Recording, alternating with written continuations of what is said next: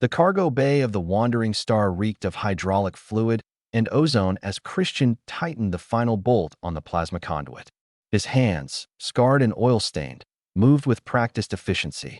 3 years working the outer rim stations had taught him that machinery didn't care about your species or your politics. It either worked or it didn't. Human. The voice rumbled like distant thunder. Christian didn't look up.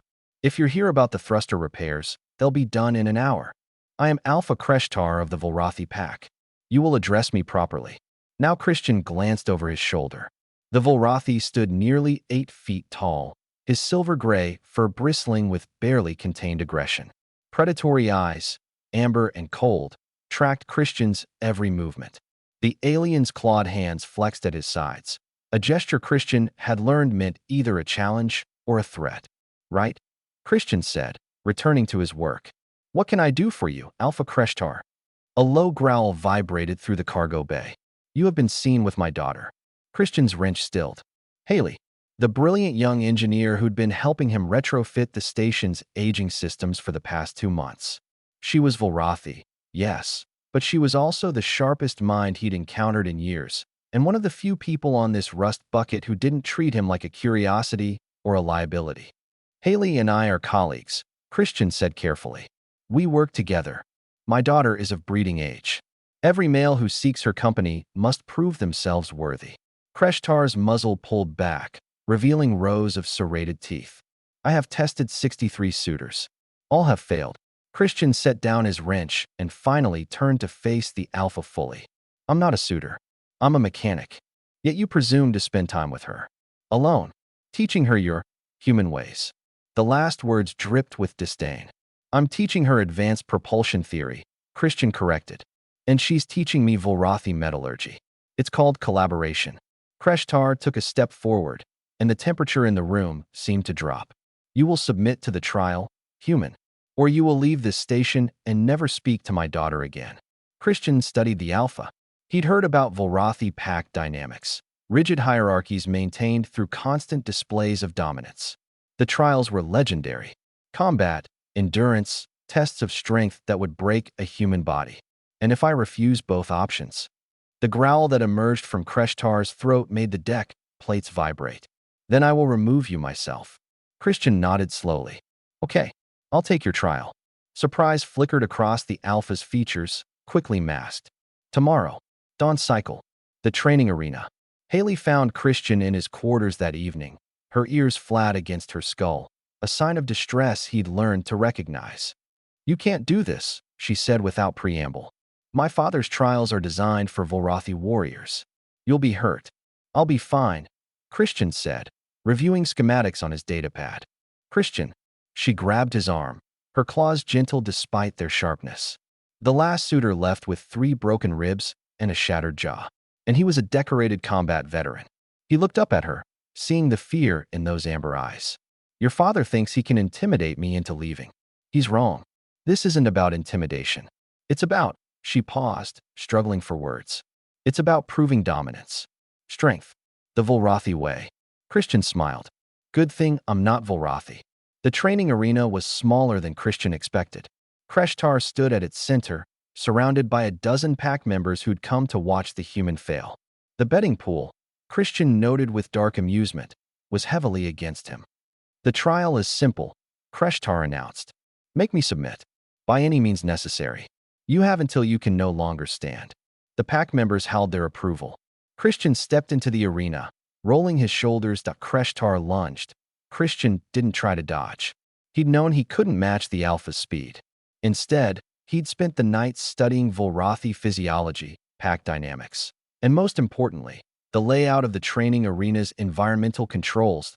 He hit the floor hard as Kreshtar's claws raked the air where his head had been. Pain exploded in his shoulder, but Christian was already moving, sliding across the deck toward the control panel he'd noticed yesterday during station maintenance. Coward! Kreshtar roared, charging again. Christian's fingers found the panel, entering the override code he'd memorized. Instantly, the arena's gravity shifted to .7 standard, exactly the level that would make a Volrathi's dense muscle mass a liability while barely affecting a lighter human. Kreshtar stumbled, snarling in confusion as his weight betrayed him. I'm a mechanic, Christian called out, circling carefully. I solve problems.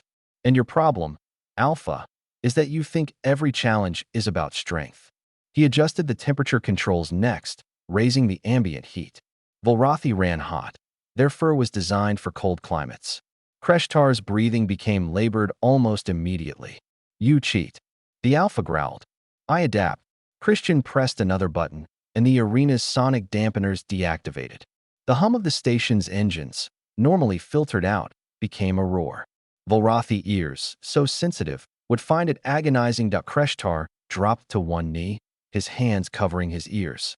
Around them, the pack members had gone silent, watching in disbelief. Christian walked to stand before the Alpha. I don't want to hurt you. I don't want to humiliate you. But I won't be bullied, and I won't abandon Haley because you can't accept that your daughter is her own person. Kreshtar looked up, pain and fury warring in his eyes. But slowly, something else emerged. Understanding. Perhaps even respect. You used the environment, he said slowly. Like a pack leader directing the hunt. I used what I had, Christian replied. He reset the controls to normal levels. In my world, we call that being smart. The Alpha rose slowly to his feet. For a long moment, he stared at the human who barely reached his chest. Then, in a gesture that made the assembled pack members gasp, Kreshtar lowered his head. You have made me submit, he said quietly. Not with strength, but with cunning. In this, you have proven yourself. He raised his head, meeting Christian's eyes. My daughter chose well to call you friend. Christian extended his hand, a human gesture. After a moment's hesitation, Kreshtar clasped it, careful not to let his claws break skin. I'm still just a mechanic, Christian said as a rumbling sound emerged from the Alpha's chest. It took Christian a moment to realize it was laughter. Perhaps, Kreshtar said, but you are a mechanic who understands that sometimes the greatest strength is knowing you don't need to be the strongest. Later, as Christian left the arena with new respect from the pack and only a few bruises to show for it, Haley fell into step beside him. My father is telling everyone you fought like a true Alpha, she said, her tail swishing with barely contained amusement. Christian grinned. I just fixed the problem. That's what I've been trying to tell him. She bumped his shoulder gently. Humans don't submit. They improvise. And occasionally, Christian added, we get lucky with the environmental controls. Her laugh echoed through the corridor, and Christian decided that no trial, no Alpha, and no test of worthiness could be more rewarding than that sound. Humanity didn't conquer the stars through brute force. They did it by being too stubborn to quit, too clever to be cornered, and too adaptable to be broken. And sometimes, that was more than enough.